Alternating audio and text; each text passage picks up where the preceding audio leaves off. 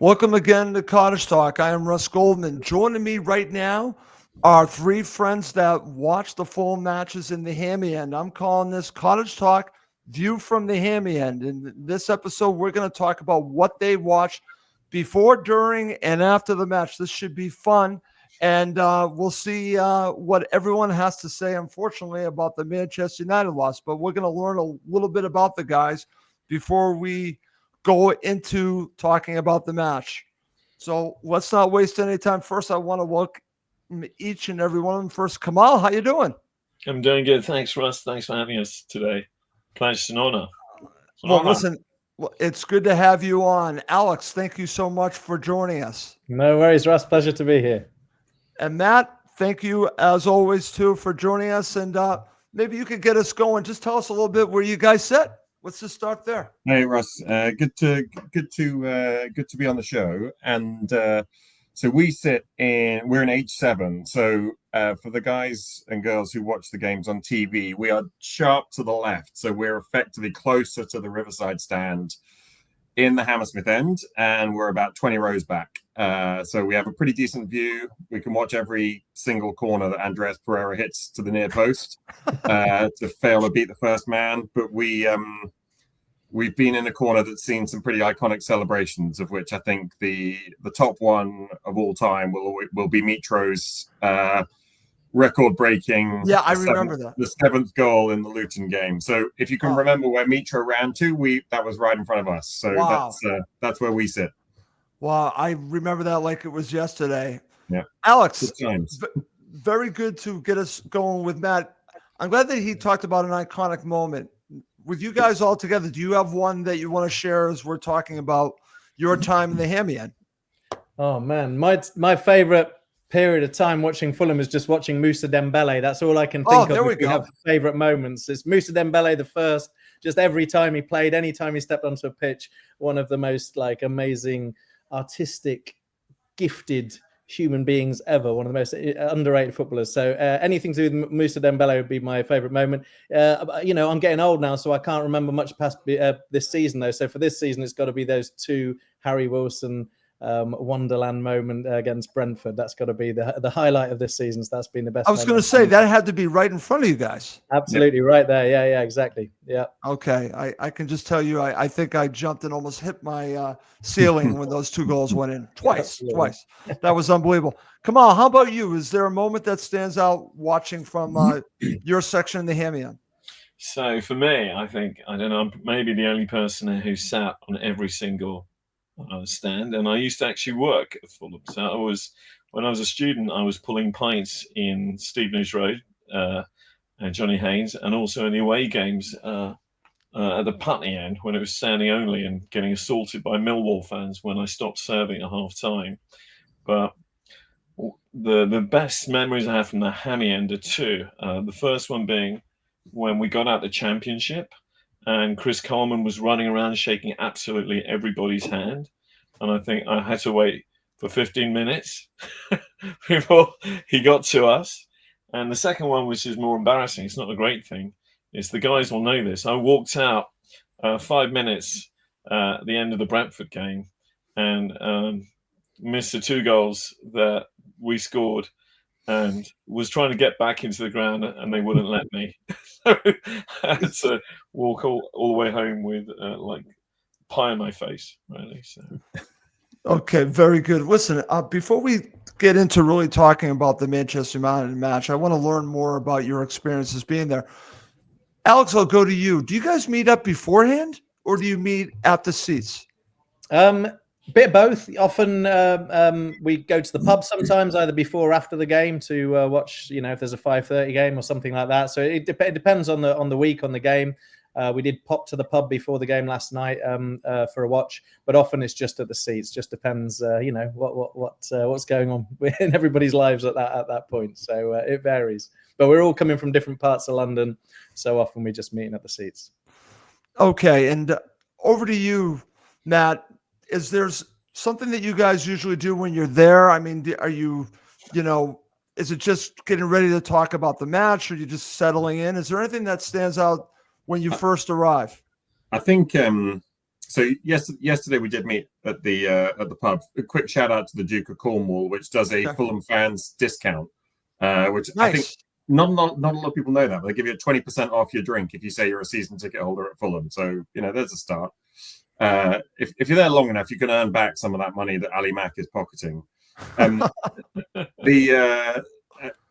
in terms of what we tend to talk about the match, it's a really nice blend of just catching up with friends, which is exactly what football should be a platform for, right? So half the time we'll be talking about something completely random. We're all in very different jobs, and so we'll just be covering that stuff. With Fulham, it's quite rarely a debate about the starting lineup. I think going all the way back to sort of Hodgson onwards, really, we've had a pretty stable setup. The Jokanovic team sort of picked itself. Hodgson, it was whether it was Gira or Dempsey. Silva, the team last night's selection, it was exactly what everyone expected. I think on the way to the ground, the only thing I was wondering about was whether if Reece Nelson was going to be fit enough for the bench, he would have been quite a good. Man United defenders are all big and slow, and someone small and fast would have been quite handy last night. And sadly, we didn't have that. So that was the only sort of variable. But now we sometimes shoot the breeze on football. Sometimes we'll just cover work, and a lot of the time we'll cover what's going on in our fantasy football teams. That's good. How about you, Kemal? What do you notice when you guys first meet up generally? Well, so there's a couple here who are going to be watching this. If this manages to get past censorship, and get broadcast, there's a couple called Ben and Holly, and so as you hire, we love them. They're so amazing. They're a couple, and I get in. Sometimes I get in literally as the match starts because I drive in and stupidly I always look for parking. And yesterday, it was a Man U match. And as we know, all the Man U fans live in London. So I couldn't find anywhere to park. It just took forever to park. And then I meet up. I talk, as Wallo says, about BAFTA stuff, rubbish like that, film stuff. And then we talk about, generally, like we talk about, I think Ben and Holly, they like to go out, they like partying, and they like to have nice events and like going to music events. And then generally, literally before the minute the match begins, we generally say to each other, "I've got a feeling about this one." And generally, and then we get Holly makes a prediction, and usually they tend to be right, but I tend not to want to hear them anymore. Okay, very good. All right. Guys, before we get into talking about the Manchester United match, I want to ask you something that might be a little bit of a controversy, as you would say. I want to get all of your thoughts on the stand, okay? There's a brand new stand next to you guys, Riverside, okay? Controversial. We're going there. I'm going to go to you first, Matt. I've heard all kinds of negativity in regards to the Hammy End. Now, I've never been there. I've visited Craven Cottage a couple of times. I've heard a lot about the toilet situation. But beyond that, I want to get your thoughts on why the stand has not been refurbished, because I keep hearing that they've not really done anything to the stand. And how does that affect your experience there? So it's easier to take it in reverse, right? So the experience being in the back just before kickoff and at halftime is chaos, right? It is bored. No, I mean, we're all of us got, we're fairly big guys. I don't think it gets scary. If I were, a child or, infirm or in any way, found it difficult in a crush, it would be quite scary. And there's not a lot of alternative access. They're not sitting on gates that they could open up. And it is, the toilet situation is a disgrace and is an embarrassment. It's you're basically what you've got. So I know people complain about this a lot, Russ. Yep. To bring it to life, there's a galley that is probably, if it's 1.5 meters wide, I'd be surprised, and that has urinals on both sides. So you put guys either side who are having a piss, and there's about 60 meters of that, and it is kind of wartime. And the part of the reason I think they haven't developed it a lot, it's Craven Cottage is an amazing ground, and it is in a an area that has all sorts of protections architecturally. You know, the reason that the Johnny Haynes stand hasn't been renovated anymore is because it's a listed building. The land behind Craven Cottage, so behind the Hammersmith stand, there is a bit of greenery. It's the only bit of greenery there, and I'd have thought every other person that lives in the block of flats there on the river is a barrister or a lawyer. So it's kind of tricky. The club could do more. I don't think they can do a major overhaul. Okay. Now, what's interesting is that what you're describing, Matt, we used to have at Fenway Park, we called it the trough. Yep. And this is where I disagree with this. Now, again, I understand that there's limited to what they can do. But if John Henry can refurbish Fenway Park, that's older than Craven Cottage. I'm thinking at least you can give working toilets. I'm sorry. I have an issue with that, but I understand what you're saying. I feel like I need to challenge Fenway Park being older than Craven Cottage, but yeah, it's close, right? Yeah, they're both really old grounds. I agree, yeah. But yeah, the toilets in the Riverside aren't. What are they? Can you compare them? I mean, I'm sure they're very nice. The Riverside stand is, you know, it's super impressive. I mean, it makes zero noise, but I guess that's not what it's there for. It looks good. Like we look like a Premiership stadium now. I think the toilets in the Riverside, they spray perfume when you walk in front of a light, where you get sprayed by other things when you're in the toilet inside of the Hammy End. Okay. How about you, Alex? Anything you want to share or add to the overall conditions of the Hammy End? No, I mean, we used to sit in the old where the Riverside now is. When I first started going, we were in it was the cheapest bit of the whole ground actually. So it was where the disabled section was in the bottom corner, right by the Hammy End, but technically where the Riverside now is. They were super cheap tickets there, and that's where I started. And obviously, what I really loved was, you could have a drink before or after the game right on the river. You got the whole riverside there, and now we've got, we haven't got access to that whole bit really, which is a bit of a shame. And like Matt says, it's incredibly condensed before kickoff. It's really full on. The stand itself is beautiful. I've been in there once for a pre-season friendly. I'm not sure I would want to move there, to be honest. I mean, the tickets are insanely expensive. They've got a bit of a cushier seat, but I'm not sure about the atmosphere. I do quite want to go up the top and see the view of London. Apparently, you can see I've the done London that. skyline. I've done that once. So I did if you remember the League Cup game against Leeds last year when Jalpalinia scored from about 35 yards and we won 2-0. It's pretty cool being able to see out. You can see the entirety of London from up there, and you're on the River Thames. I mean, it is glorious, but we're having to pay for it. So it's we get to look at it, watch other people enjoy it, and we have to pay for it. And I mean, the ticketing is a whole nother story. But the stand itself, it looks great, Russ. Okay. The odd choice, I have to say, is that it's the one part of the ground you can't see on TV, right? Because they put all the TV stanchions in there. If they turned it around and somehow had the TV cameras on the other side, I don't know where they'd get the elevation, then you'd see it. And it is magnificent. Okay, very good. All right, guys, let's get to talking about the Manchester United match. Like I said, I want to try to paint the picture to what you guys were talking about, maybe even in the pub or on the way. You guys say you don't really talk about the starting 11, but Kemal, I'll go to you because I know how I was feeling before the match. I was thinking this is a poor Manchester United side. Fulham should win this match, but everyone keeps telling me no, but it's still Manchester United. What was going through your mind as you guys were even in the pub or at the Hammy End? So I think I messaged you, didn't I? And I said, I got a feeling about this one. I said, everything seems to be going our way. Except that we played 11 matches and we've lost I think one, but we've drawn most of them. And I was thinking about if we'd converted the points that we've drawn into winning, we would be probably in top 4. I think the stat boys over here could let you know that. But I said to you, and then I said to Alex, because when I sat in the Hammy Stand, which I love, by the way. The Hammy Stand is just the best atmosphere in the whole ground. I've been in the whole ground. It's really, you sit in every other stand, and it's like sitting in a funeral service.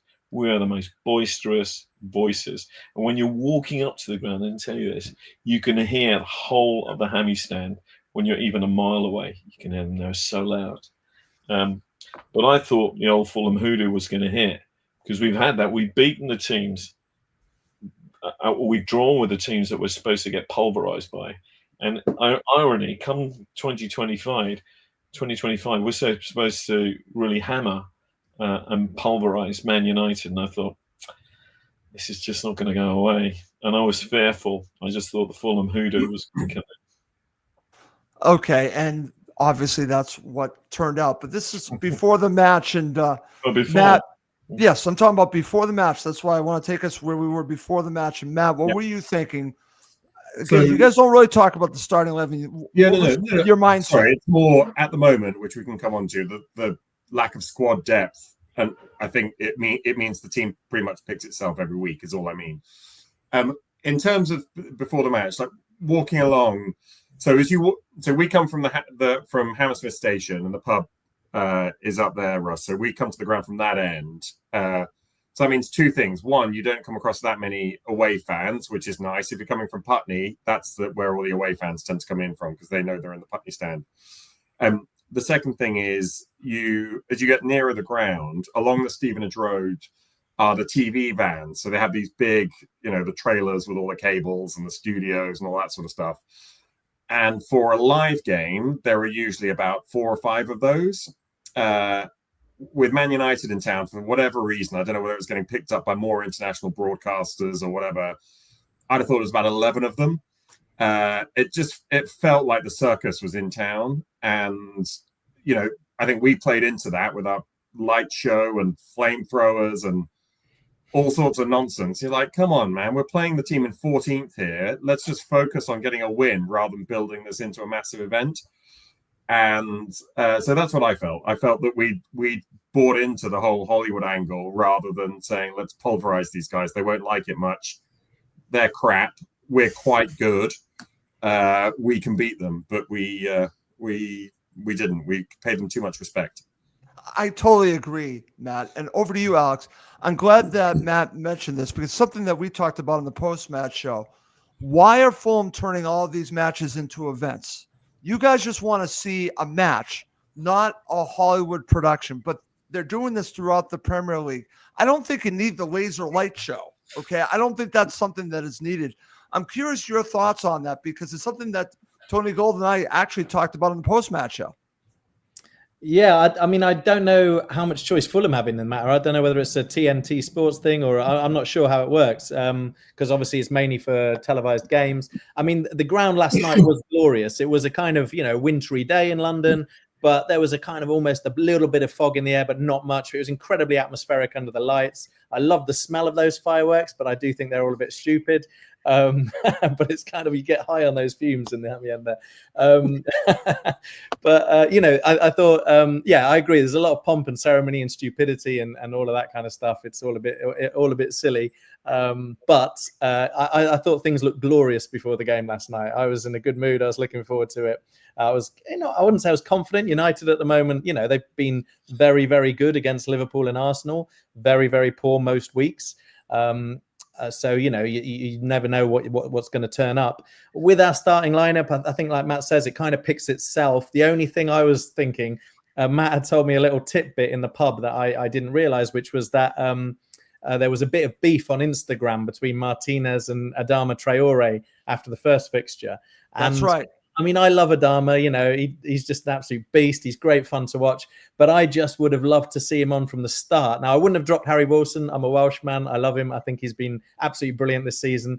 And I can see the logic of playing Emile Smith-Rowe. He scored in his last game. He's our big signing. We need to give him a bit of confidence. but he has been not so great. And so there was a bit of me that would love to see Harry Wilson play in the number 10 role. He doesn't get to play there enough. He does sometimes kind of pull the strings a bit more for Wales, which I watch every Wales game, and he's magnificent for Wales. So I kind of trust him a little bit more, and I'd like to see him trusted a bit more in that role. So there was a bit of me that would have loved to see Adama bombing up Martinez and that Man United defense from the start, Harry Wilson in the 10 role. I would have liked to have seen that last night, but I can completely understand why Marco chose the starting lineup he chose. But before the game, I was I don't know. I thought the ground, everything, the atmosphere, it felt glorious last night at the start of the game. I was very excited about the whole thing. Okay, Kemal, over to you. An interesting tidbit for me was before the match, I'm watching NBC and they're previewing the match, and they're with the announcers at the ground. I believe it was John Champion and another gentleman, and they were pointing out how that they were comparing how Fulham were basically getting prepared and how it looked like Manchester United were still trying to prepare to how that they were going to play three at the back. Like the point of it did not look comfortable to the announcers before the match with their warm-ups that was going to be a problem. I think it kind of played out a little bit. What did you see from both teams in warm-ups? Did you notice anything? I can't. I'm going to be honest in this. I literally arrived the minute the game began because I took so long. I couldn't find a parking space with all those United fans taking our parking spaces outside. So can I say one thing just about the where arriving is that I didn't mind the fireworks, because if you stood on the Putney stand when there was no roof in the pouring rain in Division 3 when you're playing Plymouth Argyle, it's kind of like moving up to first class when you got a roof over your head and you got a little bit of a show.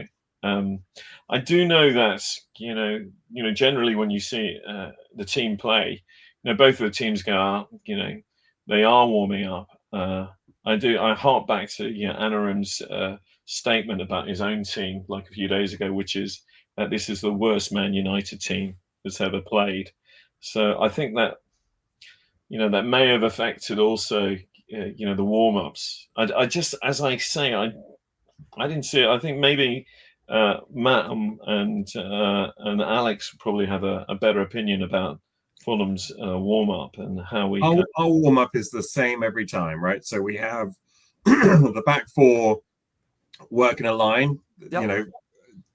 They sort of shimmy across. They practice headers, defending. The midfield and the strikers, whether they're subs or not, do a bit of keep ball and just to sort of get the ball moving quickly between them.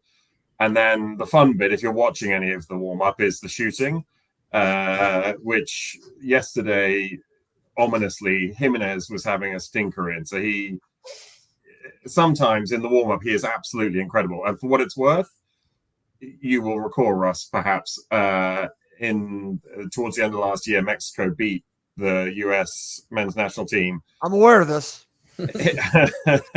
Jimenez was banging in the free kicks in warm-up, and then he took one that week for Mexico that went in the top corner. I mean, we should have him on free kicks, but we'll never learn on free kicks. But yesterday he couldn't hit a barn door, whereas Iwobi was absolutely, every single shot was finding the corner. So I had a good feeling about yesterday. The thing I always try and look at before a game is like, where is their weakness? And their weakness, I mean, they've got them all over the place, as discussed. They don't know each other very well. Højlund is wildly out of form, although I still think he's a good player. Yep. Their best player is Amad Diallo, or Fernandez, and neither of them are particularly inspiring. For me, it's how slow and I think limited their defenders are. So you've got De Ligt, Maguire, and Martinez. And they couldn't take advantage of them.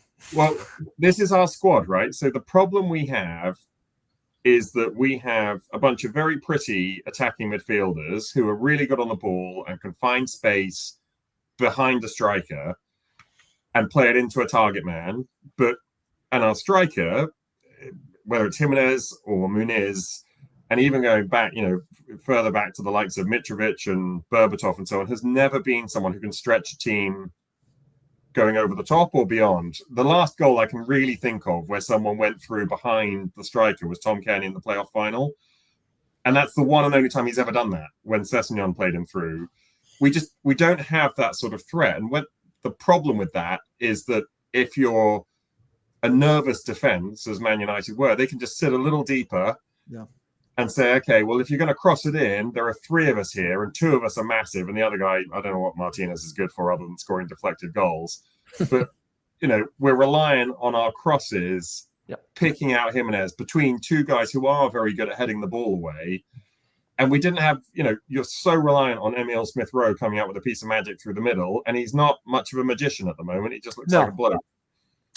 No, it's difficult, because let me ask you this before we talk about the match and go into details.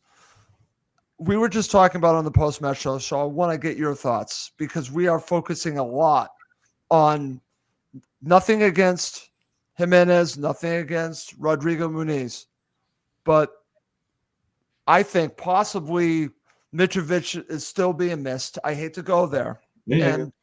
And Matt, I'm curious your thoughts on it, because again, we'll talk about, especially when we talk about the second half, there was this opportunity from Rodrigo Muniz, and I just said to myself, Mitrovic scores there. I don't know if that's something that you guys mentioned during the match, but I just said Mitrovic scores there. And when you're playing a team like this that is hanging around, you got to take advantage of that opportunity, and they didn't. And they didn't have many of them. But I like your point, Matt, because they don't have a player that does that. When you were saying that, I'm going all the way back to like Andy Johnson, like a player that could run behind.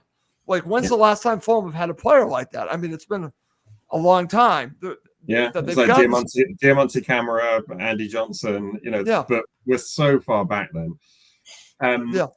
I think Jimenez has been in time, and it's taken me a little while to fall in love, but I think he's been an incredible signing. £5 million for someone who has given a decent return.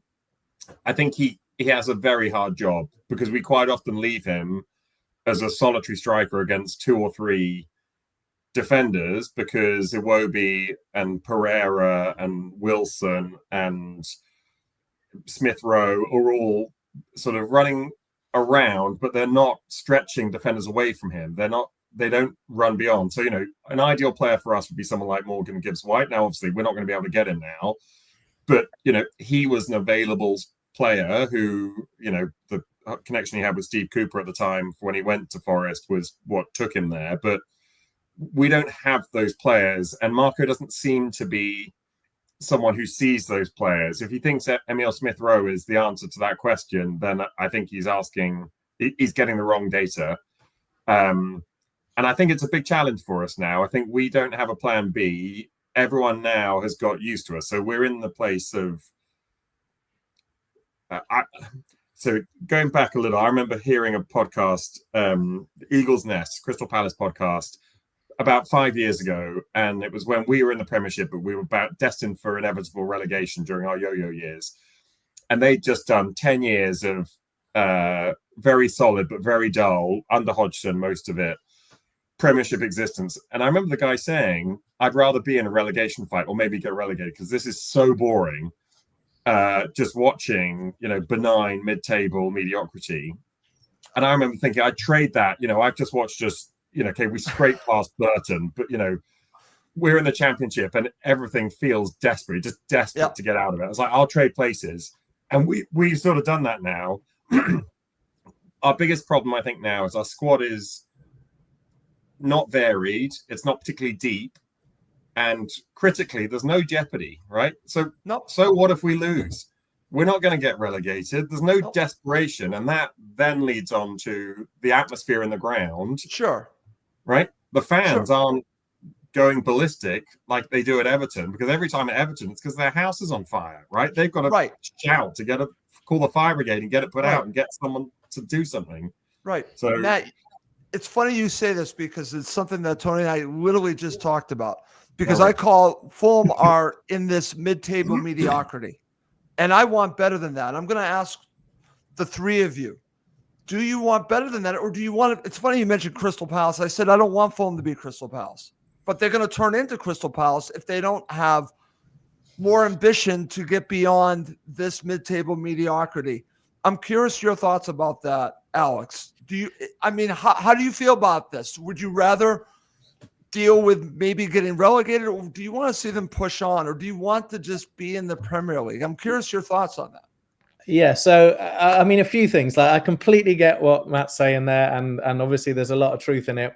But I would say I way prefer where we are now than the yo-yo years. I mean, watching them in the Championship, the football is dreadful. Like, I literally often found myself watching a game thinking I could easily come on and do better than half these players. This is not good.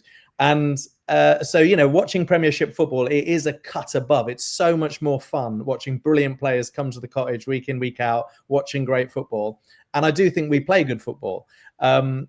So yeah, obviously I'm not saying we should settle for a mid-table mediocrity, but let's not forget we've sold Mitrovic, we've sold Paulinho, who was our best player for the last couple of seasons, and a lot of other teams, they sell their best players, and suddenly, like Wolves this season, they're in a relegation dogfight. And I think Marco's done an incredible job of kind of, you know, people like Lukic and Berger have just come in solid as anything. We haven't even missed Paulinho.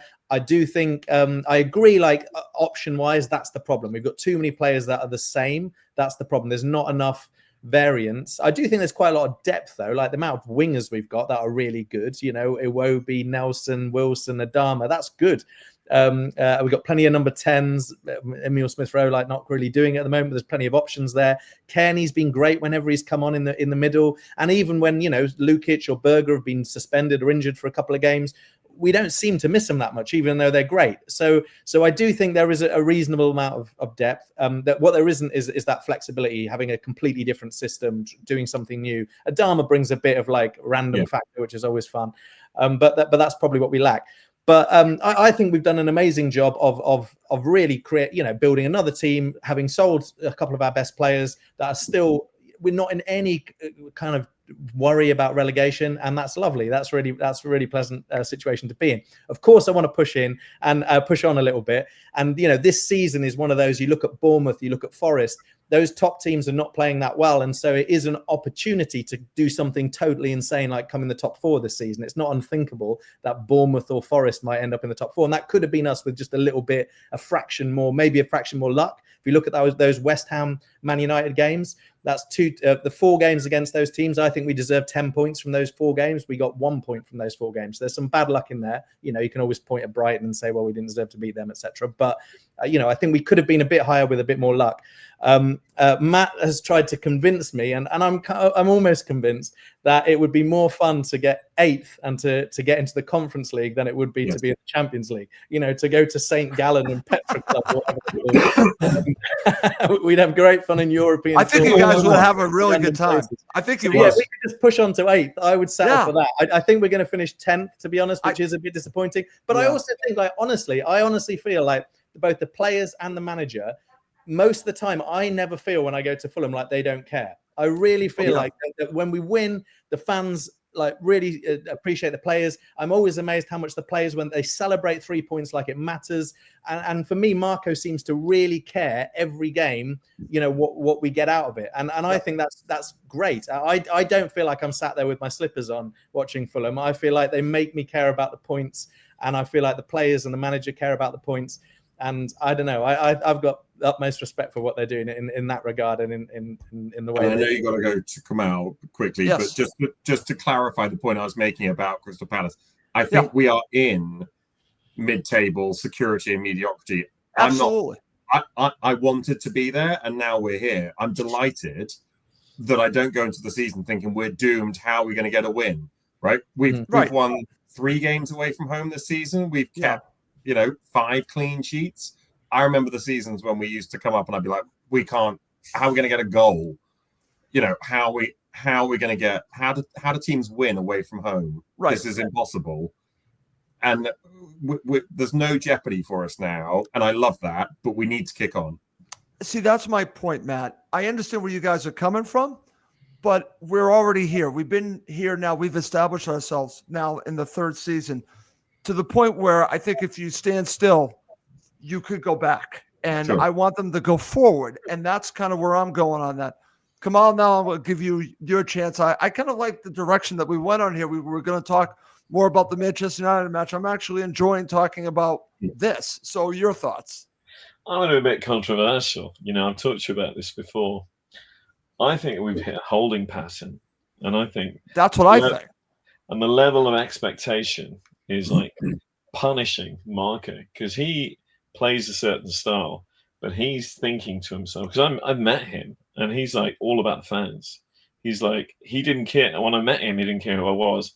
Found out I was a Fulham fan. He stopped, took a selfie, smiled, and he's passionate about fan base. And I think he's worried about the expectations of the fans against his style of play. And I've said this. I was in a bit of an argument with Alex this morning, talking about I'm a bit sick of seeing the ticky-tacky style that's being played on the pitch at the moment, side to side to side. Put the ball forward. The person that really excites me at the moment is Iwobi, because he jumps right through the middle, and he's like you talk about Andy Johnson, and I always remember Zoltan Gerrard, one of my favourite players. He just kind of defied the predictability of being in a Fulham team, and ESR can do it when he's on enough petrol. His fitness levels are really poor, but I don't want to see.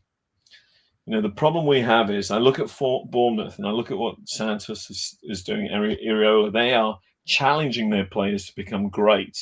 The problem with our players, I think they're flattered to think they're good enough, and they're just kind of not trying to break through the glass where, they can become stars. I think, the Bournemouth and Forest can celebrate, but half the players won't be there. Kemal, I disagree with one player. You just mentioned, I think Iwobi from year 1 to year 2 under Marco has gone up exponentially. Yes. So that's my hope when it comes to Smith Rowe. And I'm glad that we're kind of talking about this, because I think part of the reason why we're seeing what we're seeing is around him, because I think everything was supposed to be built around him. And I think that, unfortunately, I think he's playing scare guys. You guys are there. I think that he's afraid to make a mistake. Matt, I'm going to go to you. You can probably see this better than I can. But there was an opportunity, and we talked about this on the post-match show, when he had a chance to go through, and he passed it off. And I'm thinking, fearful of making a mistake, Matt. I think that's what's going on. Yeah, no, I agree. I think that speaks a little bit to that we have a relative lack of leadership. So someone to set the tone on the pitch. And as a result, we're not taking that many risks, right? So we've got a lot of people who, and I say this with great respect, I think the Arsenal Academy has churned out some amazing players, but I think a lot of them are very technically gifted, neat players whose principal aim is to go forward and not lose the ball. And I think we've got quite a lot of that in our team. And what you want is someone who's willing to lose it a bit. But it's a fine balance, right? So you look at our recruitment, we very nearly got it right. So if the reports are to be believed, we had Callum Hudson-Odoi, but Marco chose not to sign him, even though the fee was $4.5 million. We had Justin Kluivert, but we didn't get the paperwork done. There's a couple of signings there that are exactly the sort of players that we're sort of talking about, who carry the ball, who take and beat players, and who are willing to sort of take the risk for the end product. The hope now, and I think what Kemal's right, we're in a bit of a holding pattern. I think Marco needs to think about, how do we elevate the level, and is that through signing a different type of striker? I don't know who that is at the price points that we're able to be at. If it was money no object, you go and get Victor Gyökeres, who's a very fast-running, direct player, but we didn't take the gamble when he was at Coventry, just as we didn't take the gamble on Semenyo when he was at Bristol City, even though he had an absolutely amazing game against us. I don't know, Russ, whether you remember, we beat who did we beat? We beat two teams in 5 days, Bristol City and I want to say Luton. Am I making that? No, it was because Luton was 7-0. Might be Blackburn at home. All right. But we beat two teams in 4 days, 6-2 at the Cottage. And Semenyo in the first one against Bristol City just roasted Tim Ream on the halfway line. And, he looked like the player that he's turned into already. Yeah. We don't seem to make those gambles. And I don't know whether that's Alistair McIntosh. I don't know whether it's Marco being conservative, but between them, they're not gambling. The flip side, you gamble and you do, in the summer, we were linked very heavily with Beto at Everton, or maybe it was last summer, as a replacement for Mitro, and Everton ended up having to pay £35 million for him. And he's like a lump of coal. He's a rubbish bag who sits up front and they try and bounce goals in off him. And he's absolutely useless. Muniz for £6 million is much better value. So you're kind of damned if you do, damned if you don't. So I do have some sympathy, but we need to try and be a bit braver and a bit more creative. I think that's my point, guys, is that when you look at how they're playing, and I keep hearing that Marco wants his players to be brave, Alex. And at times, I'm going to say this right now because we've just talked about this on Cottage Talk. How about Marco being brave and coming up with a plan B? Because you tell me what his plan B is. You guys watch this each and every week. I don't think he has a plan B. And I think that's a problem. I want to get your thoughts on it because we do need the players to be more brave, take more chances.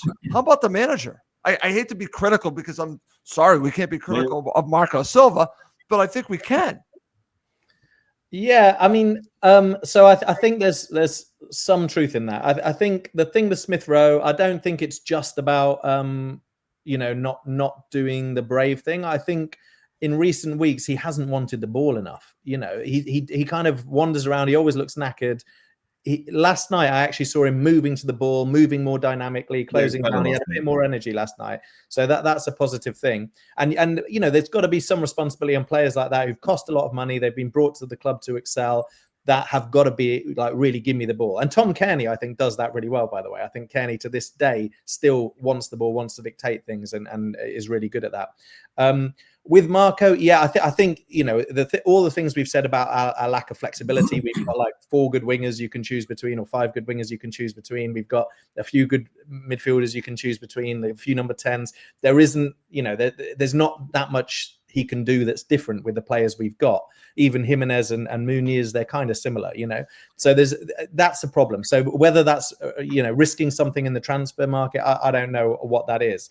But I do think also, we can't lose focus on what we do well. And Robinson's energy down that left wing, it's incredibly dynamic. It does bring an element to our game that other teams just don't have. The way Iwobi and Robinson bombs on down that flank, we're so good on the counter attack when we get the ball moving quickly down that side.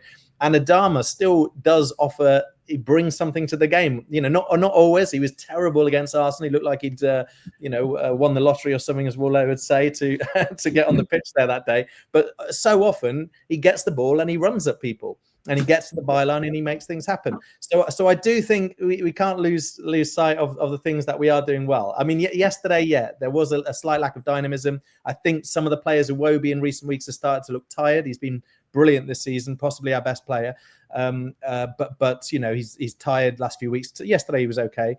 But I mean, I think we're doing well. I think the bones are there. We just need a bit, another dimension, maybe another signing. But I think there's a lot that's right. Okay. I think losing the one thing in Marco's defense, right? So I think he went into this season certain that a version of his plan B for when we needed to change things was to bring Jay Stansfield on around the target man. And in fairness, the club really didn't want to sell him. And it got to the point where there was so much Tom Brady money that we just had to say, okay, fine. We can't say no. We can't responsibly say no for, the amount of money that you're offering. But it was at the very end of the window. And then we had that guy, Ernest Numa, who was effectively he wasn't quite like for like replacement, but, the Lyon winger come striker, I think he plays for Lyon, who we had over the line. And then he pulled out on a fairly emotional, episode for him. I think we had a plan B and it got taken away. And I think Marco deserves a little bit of mitigation there. But Russ, you're right. We're here on the 27th of January. There's 4 days left. And, there's some talk of Evan Ferguson, which would be, I have to say, thrilling. I think that would be incredible. But that's kind of all we're getting at the moment. Right, Matt. And I'm glad that you brought up the Tom Brady money. By the way, my son's named after Tom Brady. His name's Brady. So that should just tell you what you know There we go. need to know about my family. Yeah. But getting to that point, what has frustrated me, and I'll go right back to, then I want to go to Kemal, is that they're sitting with that Tom Brady money and they've not spent it. That's frustrating to me as a supporter. I want to get your thoughts on that. I'll go to Kemal. Well, they're still sitting on the Paulinho money. They're still sitting on the Mitro money. Let's be honest. And I think, that's, it goes back to this thing: is what does Fulham want to be? Who do they see themselves as? And where do they see themselves in 10 years? And it's like we get so close. We have, I think our owner is fantastic. I think he's been a breath of fresh air, considering all these things that have happened in the last few years. But where does he see us, and how does he see us? And it's this thing. I mean, we need to become a top tier team. We need to evolve. All teams do. Human beings need to evolve, and football teams need to evolve. And I really think that just about the makeup of the team, I still think we miss a bullying the target man, which is Mitro. If Mitro was here, we wouldn't be in the same situation. We would have had those victories. That's my point. I always see that Man United game, where the Man United FA Cup tie, where he got sent off, and then he was suspended for pushing over the referee, which is it was a pantomime pushover, and then suddenly, we didn't have somebody like that up front, and it became quite a difficult time for the club. And football itself is engineered through metrics and and stats, and taking a look at people's forms, running them through algorithms. But the one thing I really love to see, and I love to see from Fulham players, and I know that Marco's got this, because Marco essentially I went back and took a look at some of his sporting, his moments at Sporting, and he's building the same kind of team, which is speed, aggression. But the only thing I'm drives me mad is tick-attack. So I was getting very angry about it this morning. But he's encouraging Wallace off here. But what really gets to Fulham, that drives me mad at a Fulham game, is that we do tick-attack for 90 minutes, and in extra time, we're suddenly playing direct football. And it takes me back to the old Boba Diop days, where we would scream shoot. The whole Hammy End would say shoot, because of the frustration of there being no literal pass and too scared. I know we were talking about ESR, Emil, last night, but I saw him a couple of times where he passed sideways because he was just a little bit too scared to go forward. And I think the whole thing about Fulham is weight on your shoulders, and I feel that ESR has a lot of weight on his shoulders. And I think if we could take that away from the players, we'd see who they really are. And I'd like to see more hyper-testosterone aggression on the pitch somewhere. I don't think we have that. I don't think we have a bully or a physical player, other than Berger. But he also seems so, oh my God, he's so beautiful to watch him play. He's like a gazelle. Yeah. He's fabulous. I am. I think we've got a really big summer coming up. I think the general consensus is bad business is done in January. Yeah. I think we may well get a couple of loans in. If one of them is a loan with an obligation or an option on a player, there's a fire sale going on at Lyon potentially, because they've got real financial difficulty. We've been loosely linked with players like Ryan Cherky, and so I think they're beyond us, but we're a Premier League team in London with money to burn. So, we offer security, we offer London, we offer a good coach.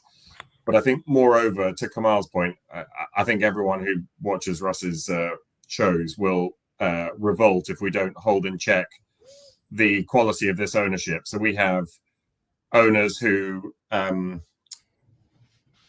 probably more positive than most, in that I think overall we have to step back and say we are now a stable, sustainable, relatively speaking, Premiership club. There are a few things they do atrociously. Their engagement and relationship with fans, as particularly expressed and illustrated through ticketing, not just the match day prices, but the reduction of season tickets, the complete absence. I live in Ealing, so I'm in Brentford, Fulham territory. Brentford are everywhere. Community programs, tickets discounted. When they first went up to the Premiership, they kept the same shirt for 2 years in a row so as not to fleece the fans for another 80 quid. Like everything they do right, and I hate them. We somehow managed to pick the opposite, and we're an embarrassment. And that all comes down to bad club management. But some of the things you look at and say, the system that Tony Khan introduced on scouting Kenny Tete and Anthony Robinson for a combined 5.5 million, Tosin Adarabioyo for you got to give him credit for some. Yes, it's incredible, and I'm grateful for that because we Alex and I went to. We've been to a couple of away games in the last 6 weeks or so. I went, West Ham. That's the worst stadium. I never want to see football in a stadium like that. But, they had the light. Is it that bad? Is it really that bad? It's atrocious. So the light show, the fireworks, the complete lack of atmosphere, and they had £40 million, £50 million, £60 million players who didn't want to be there, who were crap. Yeah, I'd rather have Harrison Reed running around than Alvarez. I'd rather have, and I say this soberly, Carlos Vinicius running around than Nicholas Fulkrug. They got Danny Ings there, 20 million, and people forget he's there. So a lot of what we've done, I think, is good. The ticketing and the fan engagement destroys the soul of a club. And I do think that the club is being transformed from being something which is representative of a community to being a franchise that happens to have some loyal followers, but is more and more something for international audiences. And that itself is sad. I'm glad that you said that and that we transferred to talking a little bit about the cons. Kemal, I'll go right to you. I just want to share my thoughts and then I'll go to you, Kemal, is this. The way I look at ownership, checkmark, spends money, right? Upgrades the facility, except we're talking about the other 3 stands, which I think is annoying, okay? But he has put his money into the club. The issue I have is I think he is, in other ways, as you said, Matt, I think he's taken the soul out of the club because the focus is not on marketing the club and your customer base, which are the supporters. You don't have this entity, Shahid Khan, without the supporters. And I think that is what bothers me. It does play more to an international audience. I'm international, and I would rather cater more towards you. As you said, Matt, look at what Brentford do. I can't stand Brentford. I literally cannot stand them. But to your point, if they're doing things right, we're doing things for the supporters which aren't right. And I don't think that they're marketing Fulham anywhere near that they should. I'll go over to you, Kemal. Sorry, I had to scratch that itch. I'm just going to stick up for the Khans a bit. So, here we go. Okay. Well, so I'm British, Pakistani, Indian, and the main man is American Pakistani, and he runs his football club like my mum ran her house, which is conservative, gradual progress. We're not around. We've come. About my family. We came to this country with like £1 in our pockets, but we kind of turned that pound and turned it around and slowly developed. And Fulham is a working class area. I've got to say something. Most of my mates over here forgot to mention. We only pay £500-600 a year for season tickets, and that is also amongst the cheapest in the Premier League. But everybody seems to talk about the £1,500, £3,000. So Kemal, tell us how easy it is for you to get a season ticket for your son. Oh, thanks, Squallow. Well, it will happen. There's less seats available. Apparently, I think it is, but I'd have to sit in another part of the ground. So. No, there are fewer, so they put a cap on the number of season tickets that were on sale. So you're right in saying the season tickets are affordable, but they reduced the number of season tickets, which means that, say, Russ, you've got a family unit over there. If you wanted to take all your family along to the game, you have to buy on-the-day tickets. You can't say, we want to come to every game and get season tickets.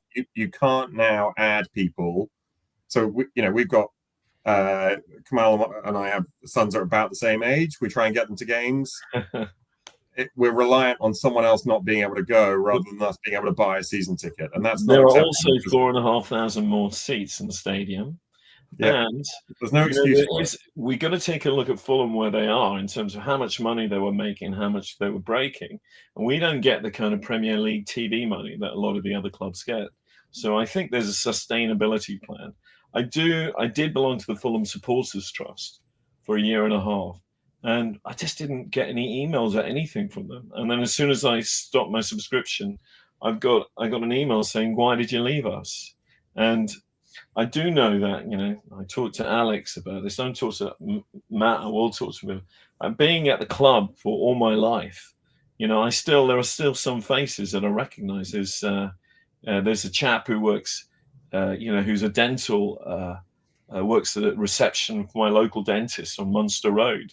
He lives like 5 rows back in the middle. There's an estate agent who I know, Johnny Hislop. I said I'd give him a call out, who's like a Fulham boy through and through. He's still there with his dad every week. So, the family, and they love it. And, that still hasn't gone. So there are two sides to every story over here, I would say. Yeah, I chuck in the slight challenge on the Fulham still a working class area to be in the other side of that story. Yeah. In parts it is. Yeah, I'll sure. take you around in that. You can come No, I know it. I'm just saying, I don't think that's the general consensus. Okay. Guys, listen, I just want to say this because I know that this is the first episode we're doing. I actually like the direction we went. And really, we didn't talk too much about the Manchester United match. I'm fine with that because this is kind of where I wanted it to go. I wanted you guys to guide us. And we've talked more about what's going on with the club, big picture. And that's where I think I want to end this episode. So I'm going to go around to each one of you. We are just about to enter the ending of the January transfer window. So I'll go to you first, Kemal. What is your hope at the end of the window and your hope for the rest of the season? Well, I got that Fulham hoodoo going up, but I'm generally quite optimistic, and maybe I should hang out with these guys before the game starts once in a while. But I do think that's, for the transfer window, Matt mentioned him. What's his name? Yeah, if we get him, that would just be like a phenomenal statement. And I would like to see, I don't think it's going to happen, but I'd like to see a statement signing. And for the end of the season, I think a lot of it's about Marco. I would rather see, we were talking about championship. I get more exciting in a relegation dogfight or a promotion season than I do watching, knowing that we're going to leave with a 1-1 draw. And, we see Bournemouth and Notts Forest will be, climbing higher. The Khans have shut him down. That wasn't me. We've lost your sound, Russ. Well, no, I'm here, back. guys. I'm sorry. I have myself on mute. That's a Goldman. In case you've never listened to my show, that's a Goldman. But we I guess lost Kemal. Like you said, maybe the Khans shut him down, but jokingly. But over to you, Alex. What are your hopes? So for January, it would be great to get any random striker that I haven't heard of. The Kenny Tete of forwards. That's what I want. Somebody I've got no idea who he was, who's going to come in and make me think this guy's amazing. I love him, like I do with Kenny Tete. It would be great to get a striker that does something different to give us a different option. I love Muniz. I think he's a lot of fun. He holds the ball up well. He puts himself about and he scores the odd glorious goal, although he misses far more. And Jimenez has also improved loads. But it would be great just to get a striker that can do something a little bit different. In terms of the rest of the season, I would love an 8th place finish. Get into that Europa Conference League when the extra places get added. That would be amazing. If we're 8th and we sneak into the European spots, that would be an incredible season. Or a cup run, FA Cup. Win a cup. That would be amazing. Either of those two things. That's what I'd like to see happen for this season. Okay, Matt, over to you. Do you think, I'm going to get your thoughts, do you think Europe is out of the question, or is it just a step in the wrong direction, losing to Manchester United, losing to West Ham? I'm afraid I think it's out of the question now. I think we've Okay. dropped. I think there are too many games that we could easily have won and have failed to. It's not that we're not one of the 8 best teams, although the table doesn't lie, etc. I just think we're completely profligate. I look at the Everton away, the West Ham at home, the West Ham away, both United games. I mean, they're countless. I think the only times we've got more than we deserved, you could argue Liverpool away. I know they got a late equaliser, but they battered us with 10, and we had, they had 10 men. And Brentford, we deserved to win, but we were losing until the 92nd minute. So you take your luck. An FA Cup run would be incredible and would be the dream. My ideal end of transfer window would be, so we're being linked quite heavily with a relatively young, he's 24, I think, right back at Coventry called Milan van Awijk, who is, I probably butchered that pronunciation, he's a young Dutch fast right back. He looks a bit like a right-footed Anthony Robinson replica, and at the moment we're super lopsided, right? No one's ever talking about what Castagna or Tete are doing going forward anymore. So that would be exciting to completely change our dynamic. And then if we got Evan Ferguson as some sort of rehab for him, you can build around him, right? He's a 21-year-old striker, and you say this is going to be our guy now for the next 5 years, and we haven't had that since Mitro. Okay, excellent stuff. Guys, I've thoroughly enjoyed talking to you. We've been going for over an hour. Before we wrap this up, I want to just get final thoughts from all 3 of you. First, Kemal, did you enjoy doing this tonight? Oh, I loved it. We've been talking about it for ages, and I love the fact I watch the show, and I like the fact that it's very, it's often argumentative. It's got an opinion. I do like the other podcasts, but I really feel Cottage Talk is an opinionated podcast, so it feels like I'm having a proper talk in the terrace. And I found out a few of the weaknesses from Matt and Alex today, and I'll exploit them. Really? In the next few years, some of their opinions, but that's a hammy end. You can be sitting next to somebody you love and completely think, they got a bucket on their head. So I'm going to be pouring water on those buckets in the next week, I think. Okay. Alex, thank you so much for joining us tonight. I hope you enjoyed it. I did. It was great. No, I enjoyed talking to you. So thanks all. It's been a lot of fun. Okay. And Matt, I hope you enjoyed yourself, and I really enjoyed speaking with you. Yeah, likewise. Thanks very much. It's been fun to learn how contrary Kemal can be. Okay. Well, this has been great. I'm going to wrap this up. I want to just thank my very special co-host, Matt, Alex, and Kemal. I'm Russ Goldman. Thank you as always for watching and listening to Cottage Talk.